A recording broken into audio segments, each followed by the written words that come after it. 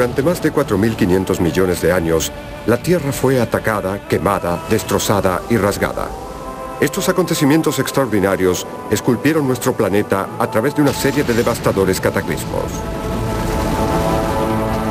El pasado catastrófico de la Tierra. Comprender la tumultuosa historia de la Tierra es como leer un intrincado relato detectivesco. La Tierra es diferente a cualquier otro planeta. Su superficie inquieta está cambiando constantemente, destruyendo toda evidencia del pasado. Pero si miras en el lugar indicado, verás que las claves aún están allí.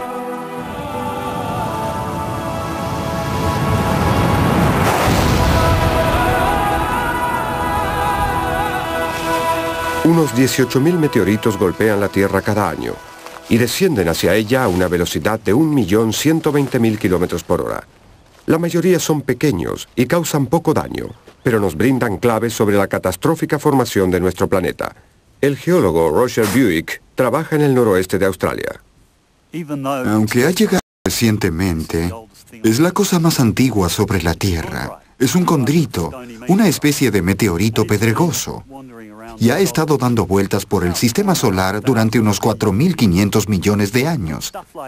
Y es de esta clase de cosas que está hecha la Tierra, de basura espacial, toda adherida. Hace 4.600 millones de años, la Tierra fundida creció mientras recibía una continua tormenta de megameteoritos. Con cada impacto, la Tierra recibía la materia prima que la fue formando. También se produjo una explosiva energía que elevó la temperatura del primitivo planeta a más de 982 grados centígrados. Un vasto océano de roca fundida de cientos de kilómetros de profundidad cubrió el globo. La radioactividad interna elevó aún más la temperatura. La Tierra se transformó en un crisol que superó el punto de fusión del hierro. El hierro meteórico comenzó a hundirse, arrastrado por la incesante fuerza de gravedad.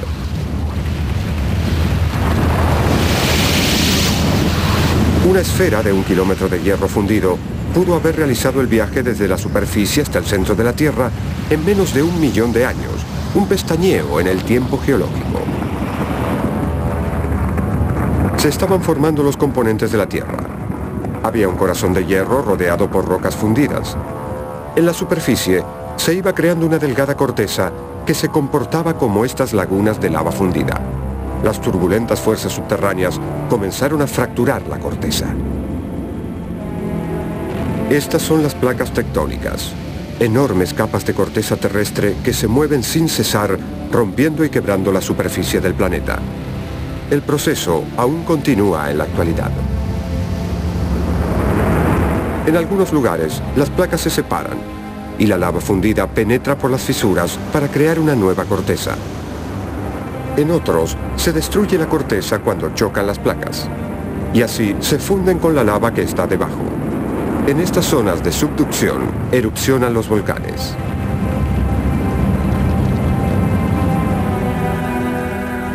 Poco después de este violento comienzo, el planeta sufrió el ataque más feroz que pueda imaginarse. Un asteroide solitario, más grande que Marte, chocó contra el planeta con el suficiente poder como para lanzar gran parte de la superficie de la Tierra hacia el espacio. Debido a las fuerzas gravitacionales, los detritos se unieron y formaron un disco protolunar. Así comenzó a crecer la nueva Luna, a partir de los detritos que orbitaban la Tierra. Un modelo computarizado sugiere que en tan solo un año se unieron estos fragmentos para formar la Luna. El profesor Michael Rampino de la Universidad de Nueva York conoce la historia de estos violentos inicios. Este es el telescopio Clark del observatorio Lowell en Flagstaff, Arizona. Este telescopio se utilizó para sacar fotografías de la Luna cuando se preparaban las misiones Apolo. Para ver la Luna esta noche, debemos poner al telescopio en esta posición y hacer algunos ajustes.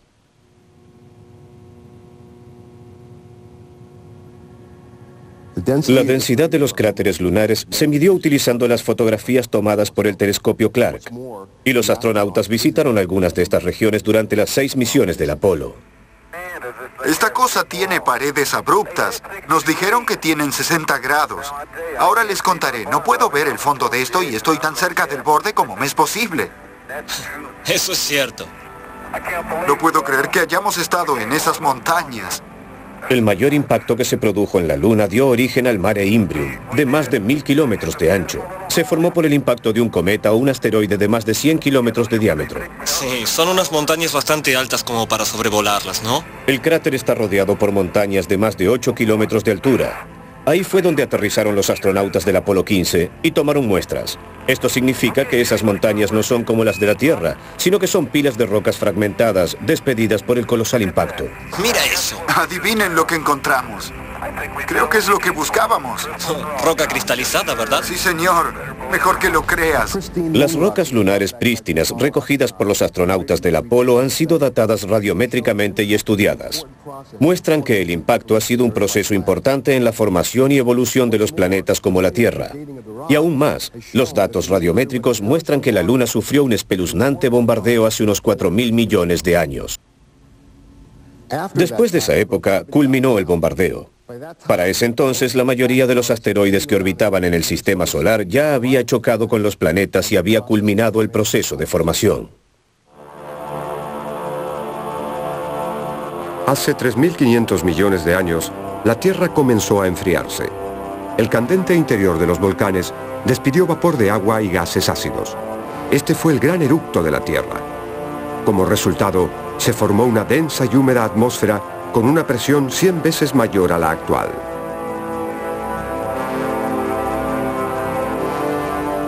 Los únicos paisajes eran volcanes, lava congelada y cenizas amarillentas. No había agua en la superficie, así que este territorio áspero fue esculpido por la erosión. En la atmósfera había humedad condensada, pero no la suficiente como para dar origen a los océanos y ríos.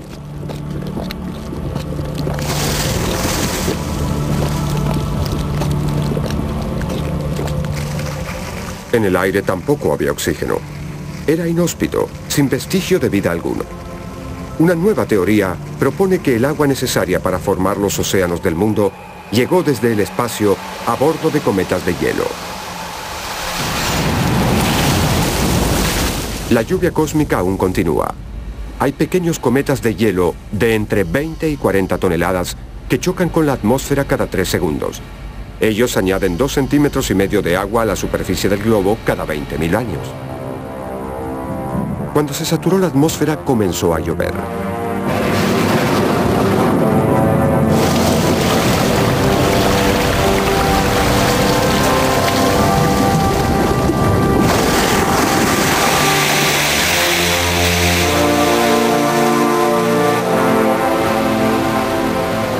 Con el paso de las eras, las lluvias torrenciales ocasionaron la mayor inundación que jamás se haya producido en el planeta.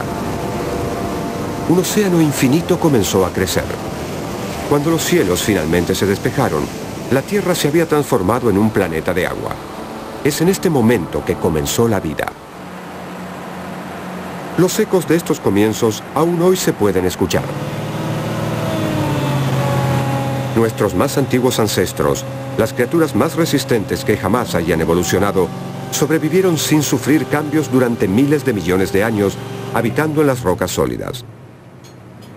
El microbiólogo Tali Sonstad excava a grandes profundidades en las rocas de las cascadas de Idaho para ver más de cerca a sus descendientes. Lo que me parece realmente notable es que dentro de este tubo hay una enorme roca que proviene de una profundidad de 60 metros y aún así contiene tantas bacterias como gente vive en este planeta. Estas son bacterias vivas. Viven a temperaturas cercanas al punto de ebullición del agua. Viven a presiones que superan 100 veces a la de la atmósfera. Viven en una solución salobre y alcalina que contiene gases que son tóxicos para nosotros. Se las conoce como extremófilas, debido a que sobreviven en condiciones extremas. Para conocerlas mejor, los científicos primero las extraen de la roca. Lo realmente interesante sobre estas bacterias es que son los organismos más primitivos de la Tierra, y la evidencia fosilizada en las rocas más antiguas indica que estos organismos deben haber aparecido hace unos 3.700 millones de años.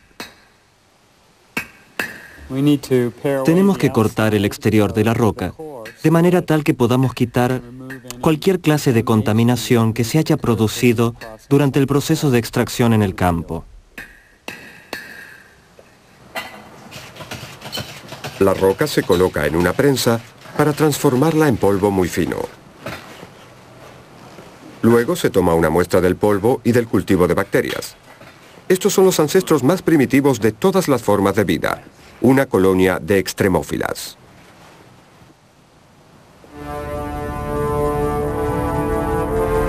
La misma clase de bacteria fue encontrada en el ambiente inhóspito de los profundos y primitivos océanos del planeta. El agua que brotó desde las profundidades del lecho oceánico debe haber transportado a los microorganismos hacia un cálido crisol volcánico. A unos 2.700 metros de profundidad sobre el lecho oceánico se encuentran cordilleras extensas con depresiones y fisuras. La corteza es muy delgada y por ello el calor volcánico procedente del núcleo de la Tierra puede calentar el agua.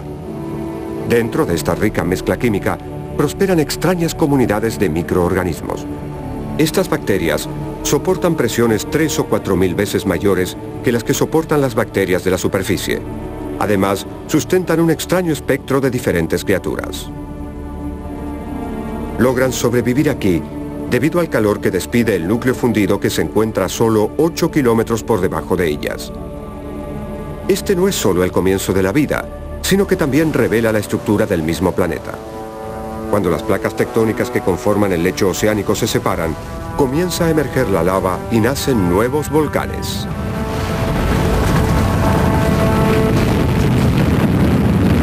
En 1963 se pudo presenciar este proceso de creación.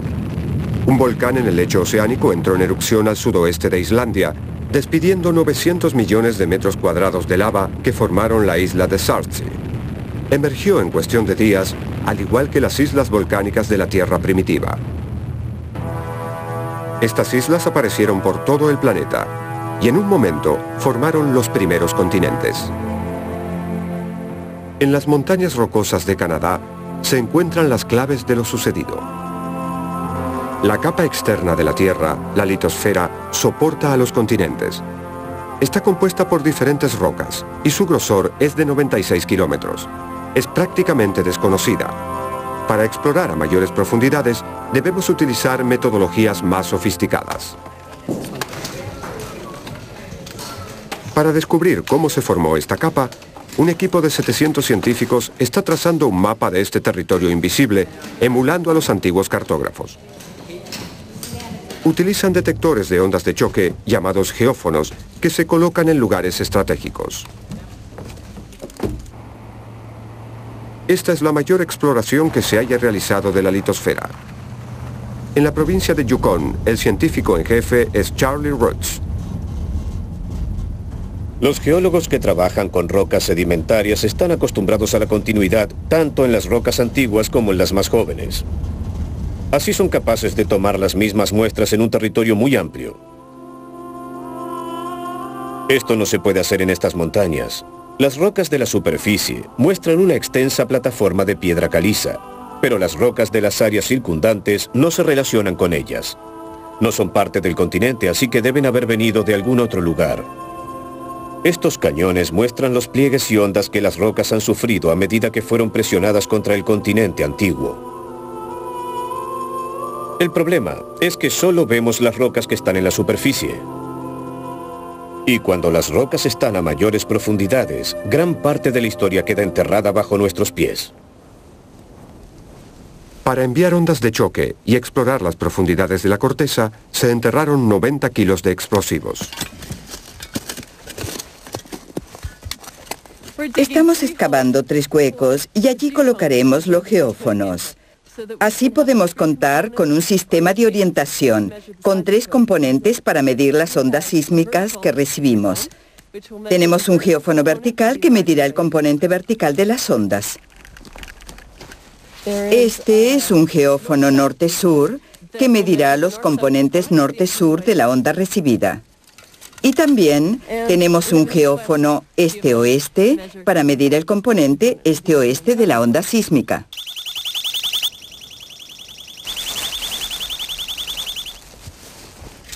10, 9, 8, 7, 6, 5, 4, 3, 2, 1.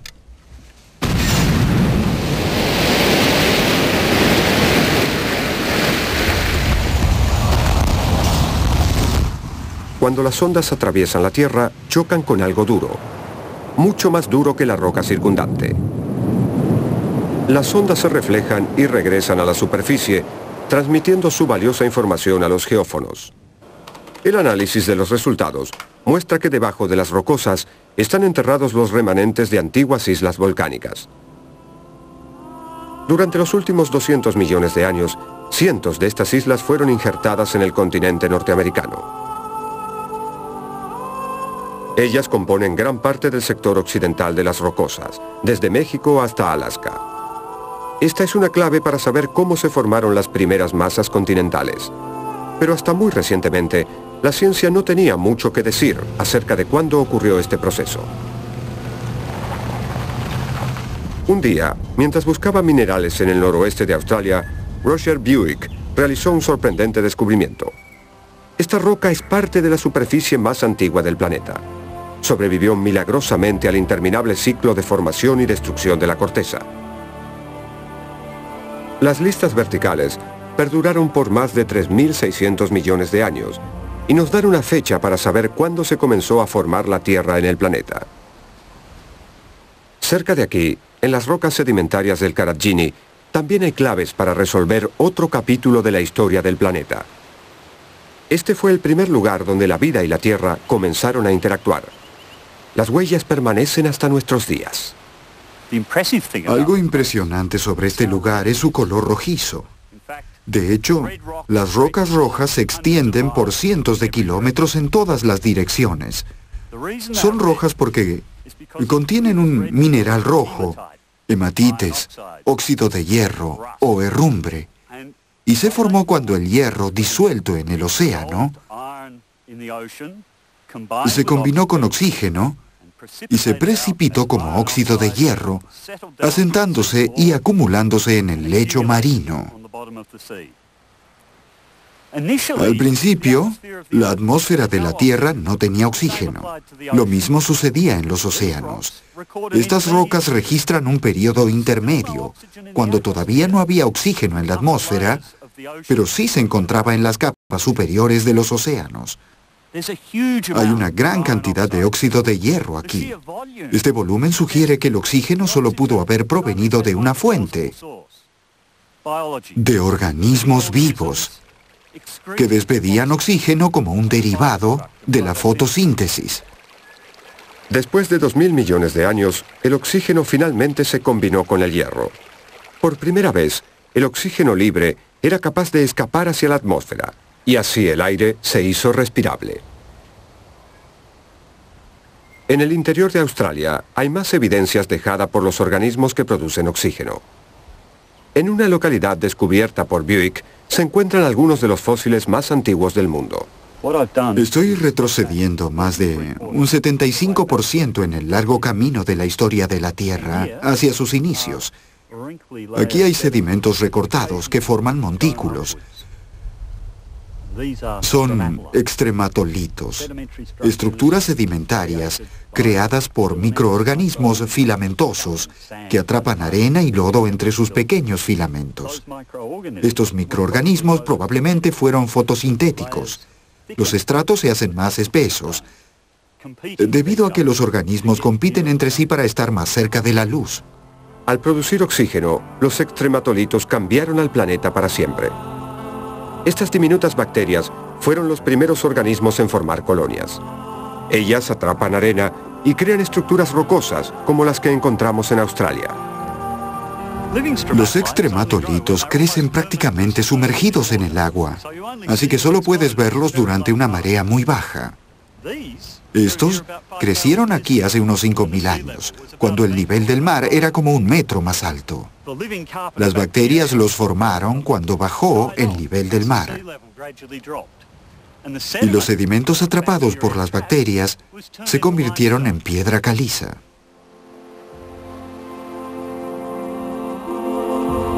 La vida floreció y se convirtió en una fuerza transformadora del mundo.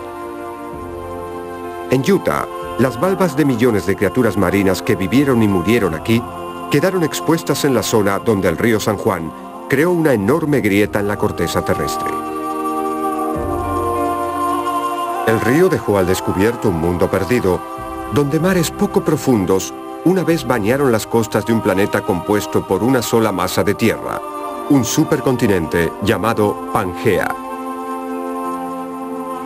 Hace 200 millones de años, la meseta de Colorado fue un desierto en la Pangea ecuatorial, el supercontinente que se extendió ininterrumpidamente desde polo a polo.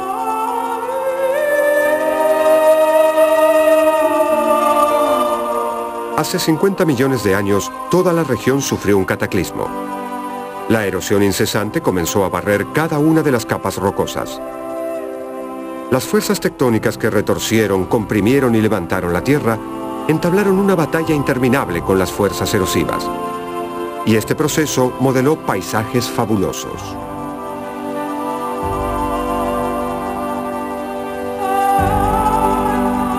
Las rocas volcánicas quedaron al descubierto. Se formó el granito cuando la Tierra quedó sepultada debajo de más de 1 kilómetro de arenisca. Las rocas sedimentarias desaparecieron debido a la erosión y quedaron expuestos restos ígneos emergentes. El agua es la mayor de todas las fuerzas erosivas y se abrió paso a través de la roca sólida para crear profundos cañones. Con increíble paciencia, el agua barrerá las piedras y modelará las rocas.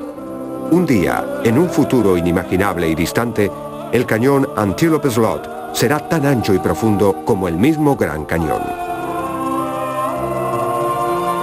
Los pilares de arenisca de 300 metros de altura, los montículos y dunas que se elevan sobre las planicies, son monumentos a millones de años de batallas geológicas. Pero algún día también desaparecerán. Nada puede resistirse a la erosión. Con la misma velocidad como las fuerzas tectónicas levantan los territorios, el viento, la lluvia y la gravedad los erosionan. Esculpiendo la superficie, abriendo las más profundas quebradas y tronchando las montañas más altas, la naturaleza encuentra su propio equilibrio. Al final, destruirá todas las estructuras que la Tierra creó. El pasado catastrófico de la Tierra, segunda parte. Hace 200 millones de años, el supercontinente Pangea comenzó a dividirse en dos. Un proceso que duró 65 millones de años. Ambos continentes fueron modelados por otro cataclismo que afectó la región sur del supercontinente.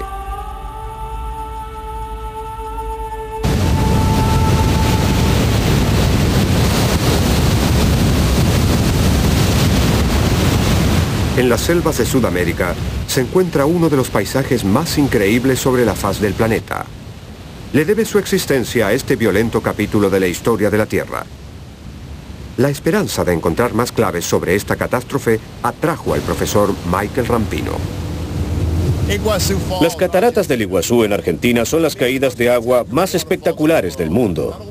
No solo por el paisaje espectacular, unas cataratas de 76 metros de altura y más de 1 kilómetro de ancho, sino también por su particular geología. Las rocas de las cataratas se relacionan con eventos geológicos producidos hace 135 millones de años. La evidencia geológica está aquí, en estas rocas. Esto es basalto, una dura roca volcánica, rojiza debido al óxido de hierro, es decir, el hierro se oxidó dentro de la roca. De hecho, estamos sobre la base de una corriente de más de 30 metros de espesor. Tan solo uno de los flujos de lava dio origen a una pila de lava de más de 1,5 kilómetros de espesor. De hecho, en las cataratas, uno puede ver escalones formados por corrientes individuales de lava.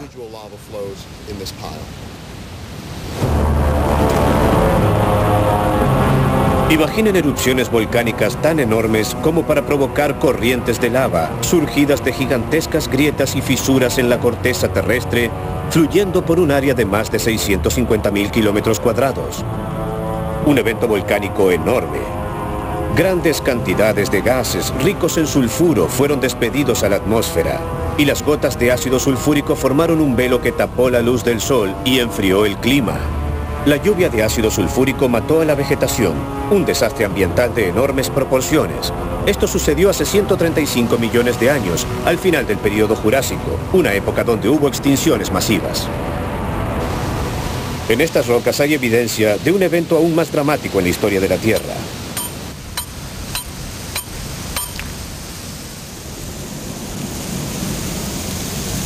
Y este es el fragmento de evidencia que necesito.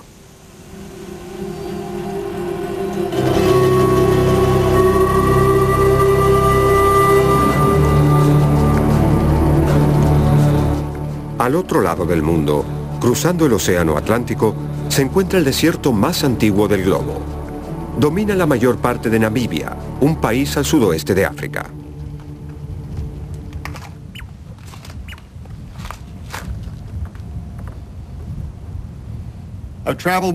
Viajé más de 6.400 kilómetros y las rocas son exactamente las mismas. Son basaltos y su edad es de 135 millones de años. Es obvio que cuando estas rocas formaban parte de los ríos de lava, Sudamérica y África estaban unidas en un supercontinente. El Océano Atlántico, que ahora divide África y Sudamérica, le debe su existencia a este cataclismo geológico que separó por siempre a la Pangea. El supercontinente era así, conformado por los actuales continentes de África, Sudamérica, India, Antártida y Australia. La fisura comenzó aquí y dividió a Pangea en Sudamérica y África.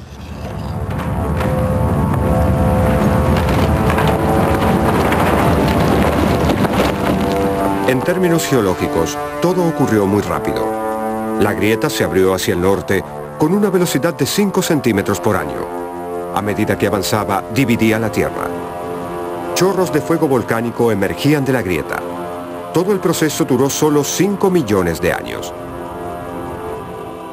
Las evidencias de la división son claras. Las costas de Sudamérica y África coinciden perfectamente y por debajo del océano, justo a mitad de camino entre ambas masas de tierra, se encuentra la cordillera submarina del Atlántico que divide a los dos continentes.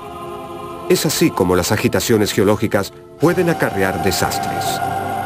En la historia de la Tierra hubo 5 extinciones masivas. La mejor conocida es la de los dinosaurios. ¿Por qué desaparecieron de la faz del planeta? India nos ofrece la respuesta. Hace 65 millones de años, era una isla que iba a la deriva con dirección a Asia. Fue en esta época que la meseta de Deccan adquirió su actual fisonomía. Una enorme grieta volcánica vomitó 132.000 kilómetros cuadrados de lava. La lava se asentó hasta alcanzar un espesor de 2.400 metros. Algunos científicos creen que la actividad volcánica fue tan gigantesca que mató a los dinosaurios. El profesor Michael Rampino piensa que la meseta debe su origen a un visitante extraterrestre. Este es Hoba, un meteorito en Namibia. Es el meteorito más grande sobre la Tierra. Y como la mayoría de los meteoritos contiene un elemento raro, el iridio. El iridio es la clave, la conexión entre el impacto y la extinción de los dinosaurios. El iridio se encuentra cerca de los cráteres, pero es extremadamente extraño en cualquier otro lugar de la corteza terrestre. En estos cráteres, los niveles de iridio son 10.000 veces mayores que lo normal. Todas las concentraciones altas de iridio datan de una misma fecha, de hace 65 millones de años. Recientemente se detectó un cráter de más de 176 kilómetros de ancho en la costa de la península de Yucatán, en México. También fue creado hace 65 millones de años. Nació cuando un asesino cósmico de 16 kilómetros impactó el planeta a una velocidad superior a los 96.000 kilómetros por hora. Su impacto tuvo la violencia de todo el arsenal nuclear del mundo. Provocó una bola de fuego descomunal que envolvió a la Tierra por miles de kilómetros a la redonda. El fuego ardió durante meses, destruyendo todo a su paso. El impacto debe haber ocasionado otros efectos catastróficos. La fuerza fue tan grande que las ondas de choque surgieron desde el punto de impacto en México, dieron la vuelta al mundo y se concentraron exactamente en el polo opuesto de la Tierra, en el Océano Índico. El polo opuesto en aquella época era la isla de la India, y Rampino sostiene que las violentas erupciones volcánicas que dieron origen a la meseta de Deccan fueron provocadas por el meteorito. Los efectos de la explosión y de las erupciones volcánicas lanzaron millones de toneladas de polvo y cenizas al aire, sumiendo al planeta en la oscuridad total. Mientras se enfriaba la Tierra, el nitrógeno, el sulfuro y el oxígeno se combinaron y produjeron lluvias ácidas. Durante este invierno cósmico, pereció el 75% de todas las cosas vivientes. Y cuando los cielos se despejaron, los dinosaurios habían desaparecido. India, por su parte, continuó su camino rumbo a Eurasia. Hace unos 45 millones de años se produjo el choque y comenzó la lucha por la supremacía. Nadie iba a ceder, así que se plegaron, doblaron y arrugaron. A la corteza terrestre solo le dejaron un camino a seguir: los cielos. La primitiva cordillera del Himalaya se elevó desde el nivel del mar hasta 8 kilómetros de altura a medida que la India penetraba en Asia por más de 8 kilómetros. Por ese entonces, la Tierra se hizo más fría. Hay evidencias de que hubo muchas edades de hielo en la historia de la Tierra, pero la última y más severa de todas comenzó hace 45 millones de años, justo cuando surgieron los Himalayas. Una teoría atribuye el enfriamiento a esta agitación tectónica. La colisión levantó el lecho oceánico y a la piedra caliza, exponiéndola a la erosión. Las montañas están cubiertas con piedra caliza y escombros. Estos detritos pudieron combinarse con la lluvia y con el dióxido de carbono en el aire, causando una reacción química que consumió millones de toneladas del gas de la atmósfera. Al disminuir el gas invernadero, todo el planeta se enfrió y tuvo lugar la edad de hielo.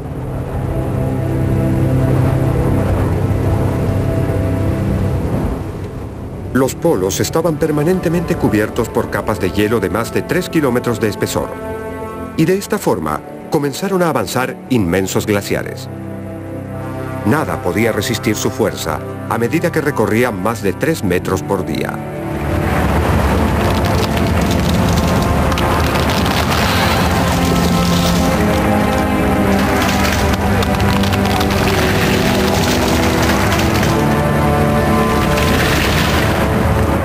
Mientras el hielo cubría nuevos territorios, era mayor la proporción de calor solar que se reflejaba y se perdía en el espacio.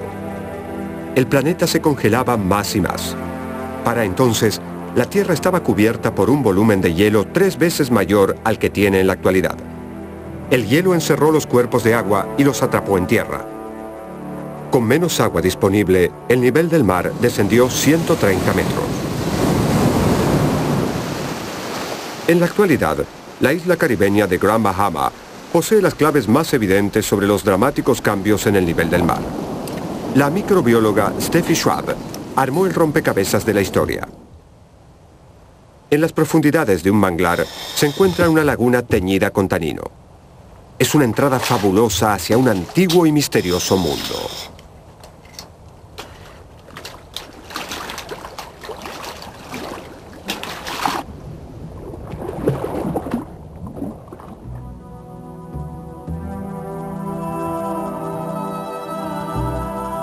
Estas cuevas cuentan la historia relacionada con las pasadas fluctuaciones del nivel del mar y con el pasado interglaciar y los periodos glaciares.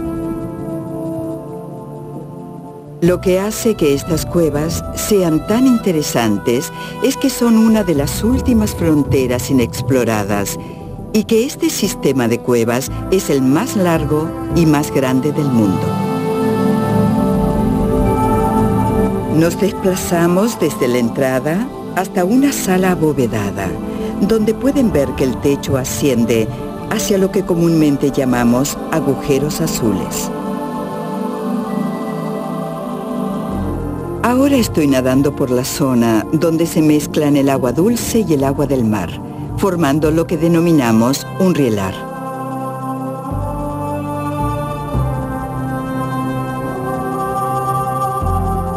Esta zona de mezcla es la responsable del agresivo ataque que sufren las paredes rocosas. Es como un queso suave.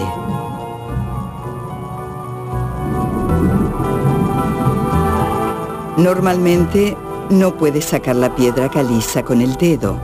Necesitarías un martillo y un cincel. Así es como sabemos que estas cuevas se formaron hace cientos de miles de años. También sabemos, por la evidencia encontrada, que las cuevas se secaron en el pasado. A 20 kilómetros, en el interior del sistema cavernario, encontramos estos excrementos fosilizados de murciélagos. Y sabemos que la única forma en que ellos pudieran haber estado aquí es que las cuevas estuvieran secas. Los murciélagos no nadan. Y cuando los murciélagos se posan en el techo, los excrementos caen en las rocas y se ponen muy duros. En las profundidades del sistema cavernario encontramos otra evidencia. Se trata de polvo rojo del Sahara, que voló hasta la estratosfera durante las frecuentes tormentas del desierto del Sahara y así llegaron hasta estas cuevas. La mayor parte de este proceso tuvo lugar cuando la cueva estaba seca. La evidencia final que avala el hecho de que las cuevas estuvieron secas son estas hermosas estalactitas y estalagmitas que encontramos a unos 2 metros. Las estalactitas y estalagmitas se formaron durante las edades de hielo en periodos de cientos de miles de años. Lo que ocurrió es que el agua se congeló en los casquetes polares, bajó el nivel del mar y las cuevas se secaron. Durante las edades de hielo, llovió abundantemente en las regiones tropicales del globo. El agua de lluvia se filtra a través del lecho rocoso y disuelve la roca. Al gotear, el mineral se precipita y se cristaliza al igual que un carámbano. Y de hecho, eso es lo que son. Las edades de hielo afectaron y moldearon los paisajes, pero algunas de las claves son tan gigantescas que es difícil reconocerlas. En el estado de Washington, en el cañón de Grand Coulee, se encuentran las Channel Scablands. Durante años, los científicos intentaron descubrir qué causó una erosión a semejante escala. Richard Wedge es el más reciente de los investigadores. Esta roca, del tamaño de una casa de 3 pisos, luce como si fuera parte del lecho rocoso, parte del basalto que conforma este paisaje. Pero la estructura del basalto es horizontal, y como pueden ver, la estructura de esta roca es vertical. En otras palabras, la gran roca ha sido movida. La roca no puede simplemente rodar por el acantilado. Estamos demasiado alejados y hay un valle en el medio. Los glaciares sí pueden mover rocas de este tamaño, pero estamos más allá de su alcance. La clave más importante es el mismo paisaje. Esta garganta está esculpida en basalto, que es una de las rocas más duras. Culmina en un abrupto acantilado de 121 metros de altura y tiene la forma de una gigantesca herradura. Es como la garganta de las cataratas del Niágara. Pero las cascadas Dry tienen 2 veces la altura del Niágara y 3 veces su ancho. Y a pesar de las dimensiones de esta garganta y de las desaparecidas cascadas, son solo uno de los elementos de este paisaje. Wedge continúa las investigaciones que comenzó el geólogo J. Harlan Bretz en 1923. Bretz fue el primero en decir que todo este paisaje era un gigantesco lecho que se formó cuando fueron arrastrados 7.800 kilómetros cuadrados de la meseta de Columbia. Nadie le creyó porque el fenómeno era descomunal. Pero él estaba seguro de que la única explicación era una gigantesca inundación. Toda el área fue arrasada y cambió para siempre a medida que avanzaba el torrente de agua. Incluso en estos acantilados, el agua superó los 30 metros de profundidad. Los acantilados de basalto son una de las estructuras más duras de la naturaleza. Al ser tan resistentes a la erosión, la única explicación posible es que estas paredes fueron abiertas por un enorme cuerpo de agua. Estas columnas de lava congelada fueron extraídas una a una de la pared rocosa y arrastradas por el torrente de agua. Esto hizo que las paredes se replegasen y que las cataratas se ensancharan. Así se explica la formación de las Channel Scablands. Pero aún no se dilucida todo el misterio. Y ese es, ¿de dónde provino ese colosal volumen de agua? A 160 kilómetros hacia el este, el geólogo Joseph T. Pardee describió un enorme lago de la era del hielo, el lago glaciar Missoula. El lago contenía un volumen de agua equivalente a los volúmenes de los lagos Erie y Ontario juntos. Estaba sentado en una presa formada por hielo, la cual represó al río Fort Clark. El lago alcanzó los 600 metros de profundidad. Pero fue difícil encontrar evidencias sobre una conexión entre el lago y las Channel Scablands. En 1939, Pardee descubrió una serie de gigantescas ondas. Son como las ondas que se forman en la arena de la playa, pero tienen un enorme tamaño. Están separadas por cientos de metros, tienen más de 3 metros de altura y están compuestas por grava. Semejante formación solo podía indicar la existencia de un rápido flujo de agua proveniente del lago Missoula. La gigantesca presa contuvo el agua hasta que alcanzó un nivel crítico. Las aguas del lago se liberaron y se produjo una descarga devastadora. Esta descarga fue 10 veces superior al agua de todos los ríos del mundo. Es casi imposible de creer. Y fue esta gran descarga la que modeló las Channel Scablands de Bretz. Aún hoy quedan muchos misterios. Como por ejemplo, ¿cómo se formó esta enorme garganta de 27 kilómetros en las cascadas Dry? La respuesta se encontró por casualidad, a 320 kilómetros del valle Walla Walla. En 1926, una inundación creó un cañón de 30 metros de profundidad y puso al descubierto las capas de limo. White sostiene que esta área estuvo en el medio del paso de la gran inundación que formó las Channel Scablands. Cada uno de estos lechos tiene un patrón diferente de sedimentación. Cada lecho tiene arena gruesa en el fondo, que se hace más fina a medida que se asciende hasta llegar al limo. Y esto sucedió una y otra vez formando capa tras capa. Esta capa blanca es ceniza del monte St. Helens. La analizamos químicamente y no hay duda de que proviene de ese monte. Y lo sabemos porque la datamos a través del radiocarbono y arrojó una antigüedad de unos 15.000 años. Como ven, aquí tenemos una línea de tiempo que recorre esos 15.000 años. Las cenizas solo pudieron haber caído después que culminó la inundación y se asentó el sedimento. Cubren muchas capas de sedimento, 39 en total. Esta fue la evidencia final que explica la creación de las Scablands. La catastrófica inundación se produjo. Cada una de ellas dejó su marca y la enorme presa glaciar pudo avanzar y crecieron nuevamente las aguas del lago Missoula. Al ciclo de inundación le siguió la calma. Solo al final de la edad de hielo culminaron las inundaciones.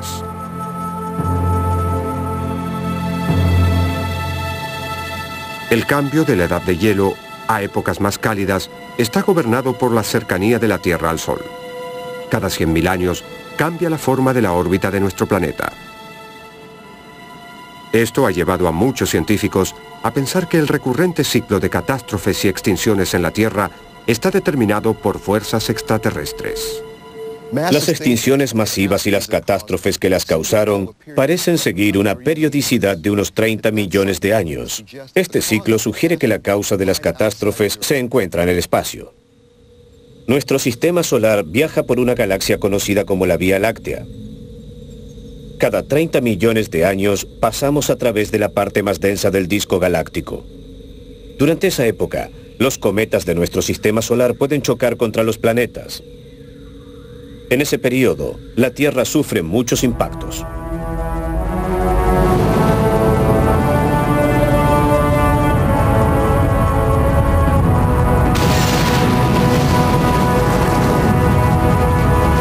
Los cataclismos pueden haber causado extinciones y desastres, pero también modelaron al planeta y produjeron el ambiente en el cual la vida humana pudo prosperar.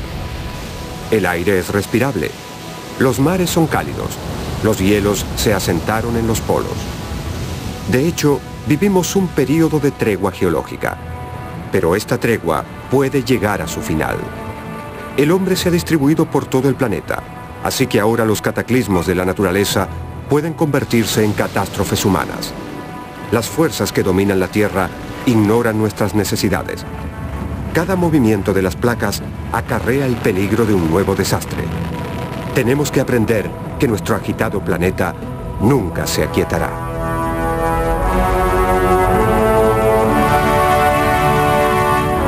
No se vayan. A continuación llegan las preguntas, actividades y recursos del pasado catastrófico de la Tierra.